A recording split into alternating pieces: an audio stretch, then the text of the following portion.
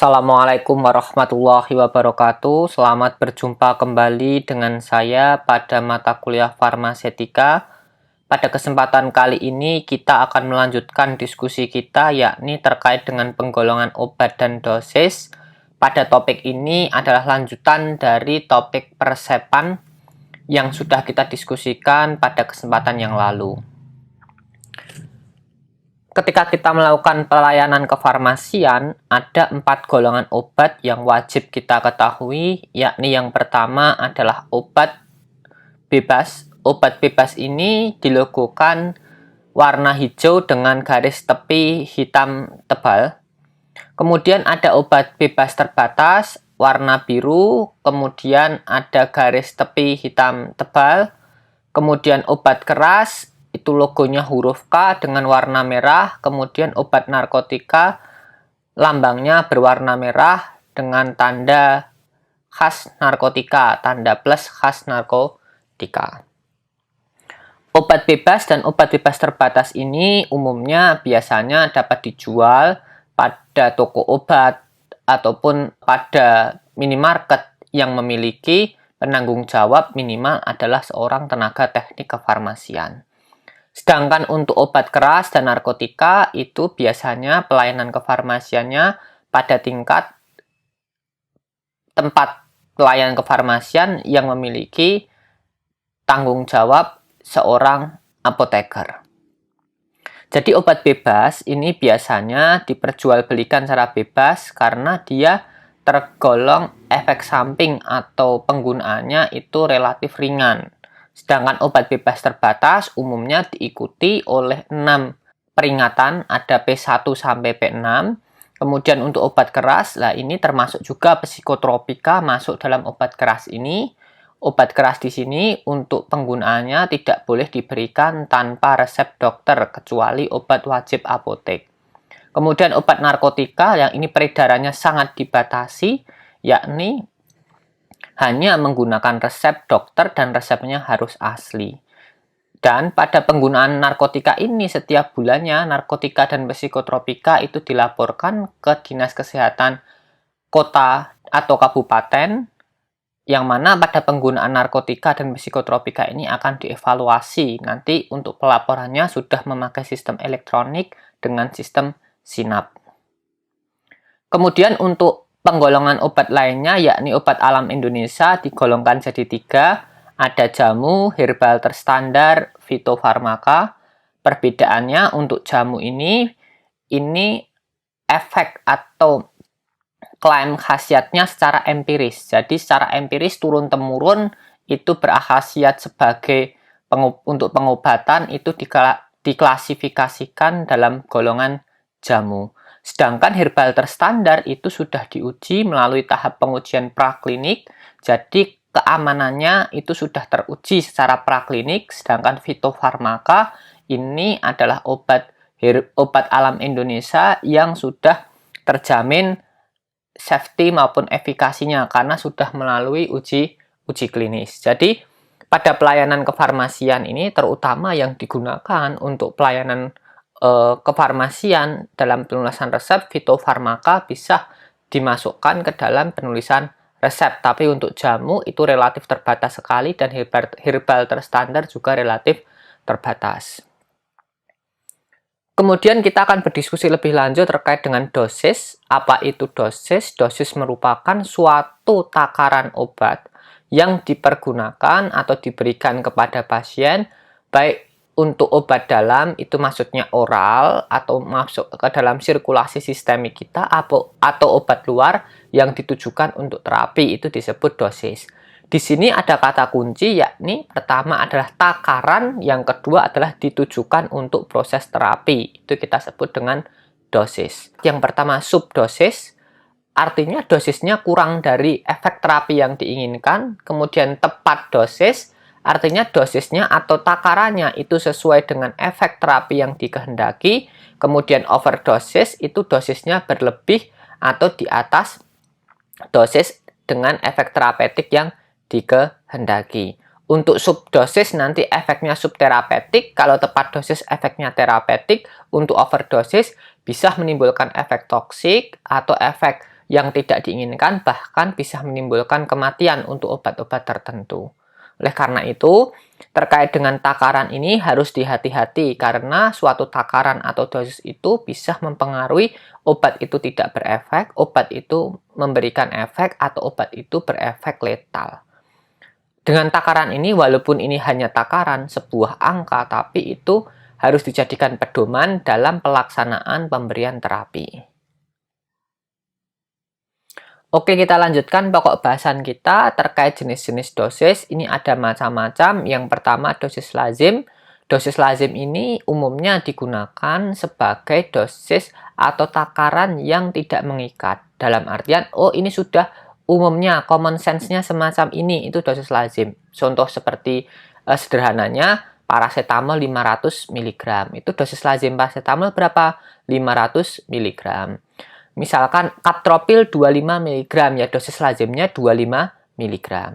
Dosis lazim ini hampir tidak berbeda dengan dosis terapi. Kalau dosis terapi itu adalah dosis yang mana ketika obat ini diberikan dengan takaran dosis tersebut mampu menyembuhkan pasien. Nah, itu disebut dengan dosis terapi. Kemudian dosis minimum itu adalah dosis atau takaran obat terkecil yang masih memberikan efek. Jadi takaran terkecil yang mampu menimbulkan efek itu kita sebut dengan dosis minimum. Sedangkan dosis maksimum itu adalah dosis pada takaran maksimum ketika suatu obat itu diberikan dan mampu menimbulkan efek dan tidak menimbulkan efek toksik. Jadi ketika dosis itu pada level minimum, di atas batas subdosisnya dia masih memberikan terapi disebut dosis minimum, dan ketika suatu dosis itu pada ambang batas efek terapeutik itu disebut dengan dosis maksimum.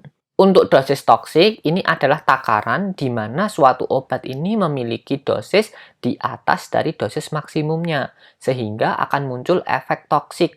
Efek toksik ini nanti biasanya merupakan efek yang tidak diinginkan. Jadi efeknya itu terlihat secara lebih nyata dibandingkan efek samping.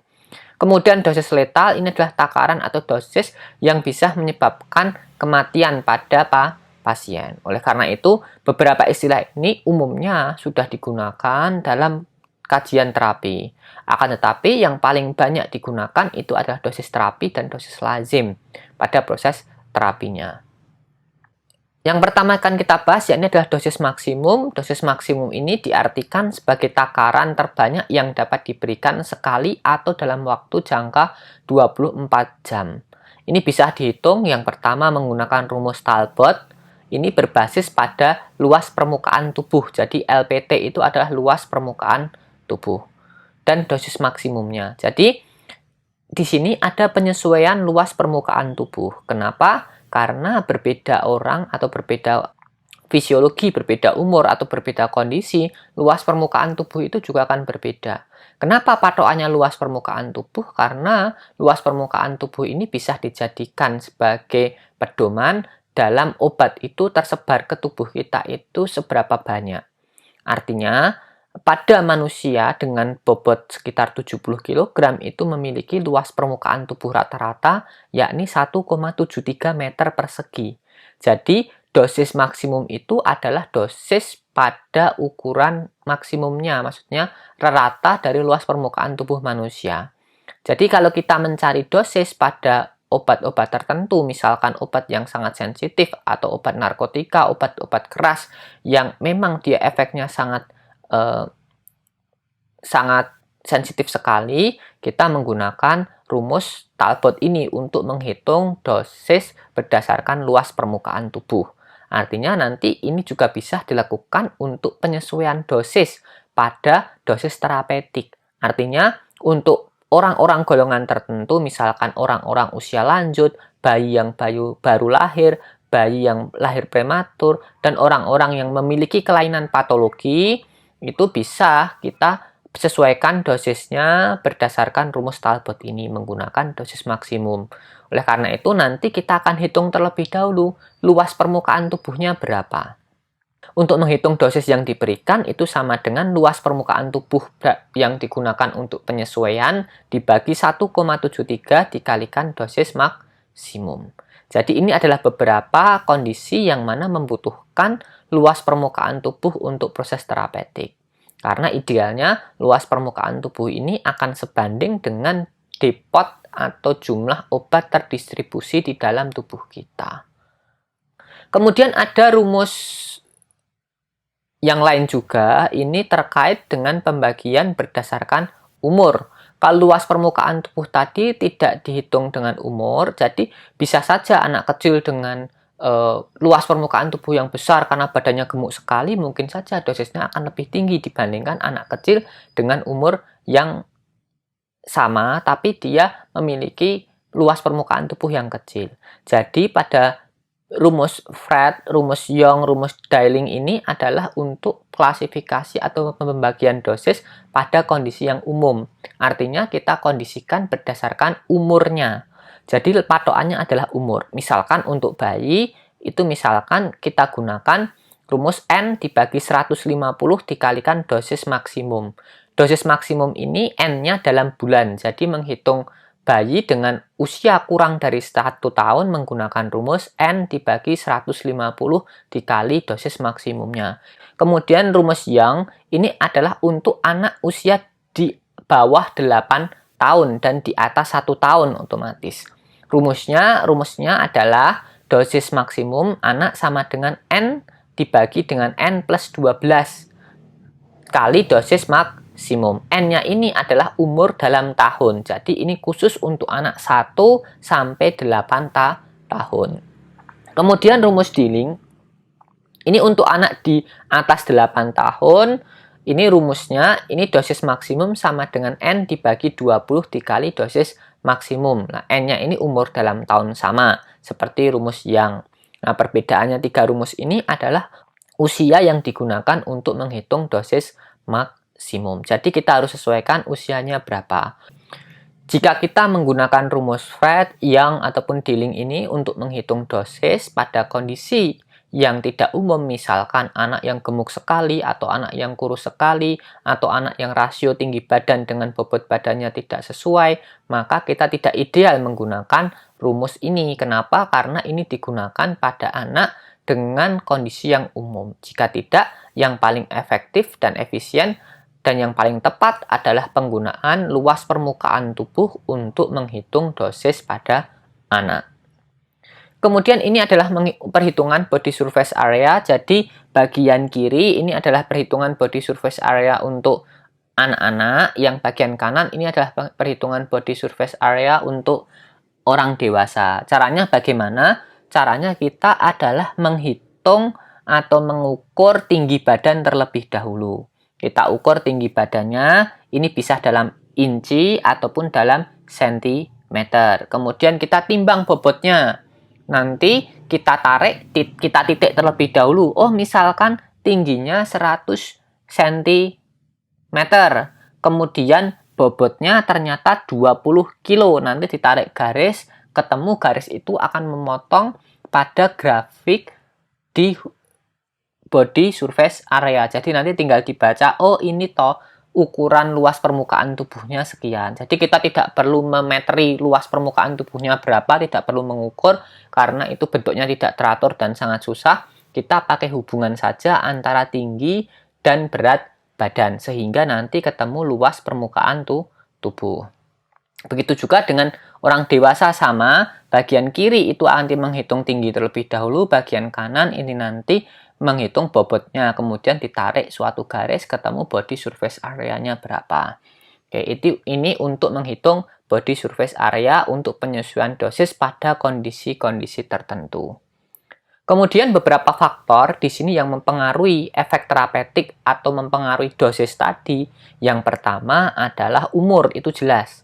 Beda umur akan berbeda kondisinya. Jadi bayi yang baru lahir, dewasa, dan manula itu akan berbeda kondisi fisiologisnya. Yang kedua berat badan. Berat badan ini akan mempengaruhi depot obat itu tersebar ke dalam tubuh itu di mana saja. Dan akan mempengaruhi konsentrasi obat di dalam tubuh. Kemudian bentuk sediaan jelas, karena bentuk sediaan yang berbeda nanti akan memberikan efek yang berbeda pula. Kemudian body surface area ini identik dengan berat badan. Jadi dia akan sebanding jumlah obat yang terdepot akan lebih besar jika body surface areanya kecil, dan sebaliknya jika body surface areanya terlalu besar maka konsentrasi obat juga akan turun. Kemudian jenis kelamin juga berbeda antara laki-laki dan perempuan. Kenapa? Karena pengaruh hormonal. Mungkin obat-obat tertentu yang dipengaruhi hormonal itu akan mempengaruhi perbedaan kinerjanya. Jadi mungkin dosisnya juga bisa berbeda karena berbeda jenis kelamin. Waktu penggunaan obat juga mampu mempengaruhi efek terapeutik. Misalkan, harusnya kita konsumsi obat pada perut kosong, tapi kita konsumsi obat setelah makan. Seketika setelah makan, ya nanti efeknya obat akan berbeda.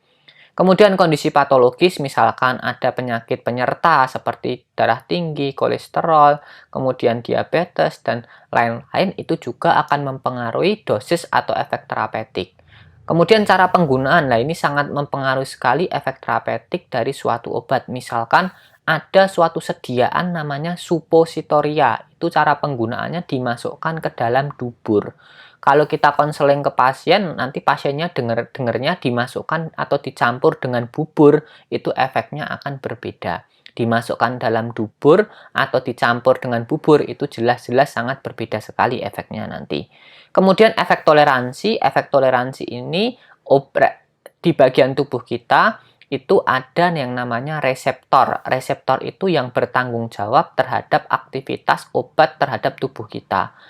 Efek sensitivitasnya ini berbeda-beda. Misalkan efek toleransi paling gampang saya gambarkan, misalkan saya minum kopi itu jantungnya langsung berdetak, kemudian langsung sakit perut, kemudian mulutnya langsung kering, dan seterusnya efek samping langsung muncul ketika saya minum kopi. Tapi ada orang-orang tertentu minum kopi malah ngantuk juga ada. Jadi berbeda sekali, itu namanya efek toleransi. Jadi kalau sudah toleran, itu tubuh kita itu memerlukan dosis obat yang lebih tinggi untuk mencapai suatu efek. Itu kita sebut dengan efek toleransi. Beberapa faktor ini nanti yang jadi pertimbangan dalam kita memberikan dosis kepada pasien. Jadi dalam perhitungan dosis nantinya ke depannya otomatis itu adalah tugas dan tanggung jawab kita. Karena di beberapa rumah sakit yang sudah melaksanakan visit antara apoteker dan dokter, nanti apoteker itu akan melakukan penyesuaian dosis tergantung dari hasil diagnosis dan anamnesis dari seorang dokter. Misalkan orang itu gagal ginjal, kemudian harus ada penyesuaian dosis, itu yang menghitung apoteker. Ada visit ke klinik tumbuh kembang anak, ada anak yang ternyata butuh obat, umurnya sekian kok berat badannya sekian. Nah itu juga harus dihitung dosisnya oleh seorang apoteker. Selain itu, apoteker juga harus mengkaji bahwa obat yang diberikan kepada pasien itu benar-benar tepat terapi, jangan sampai subdosis ataupun overdosis, karena kita yang paham terkait dengan dosis ini. Oke, mungkin itu dulu yang dapat saya sampaikan terkait dengan penggolongan obat dan dosis. Ini sebagai bahan tambahan dalam proses peracikan obat. Assalamualaikum warahmatullahi wabarakatuh.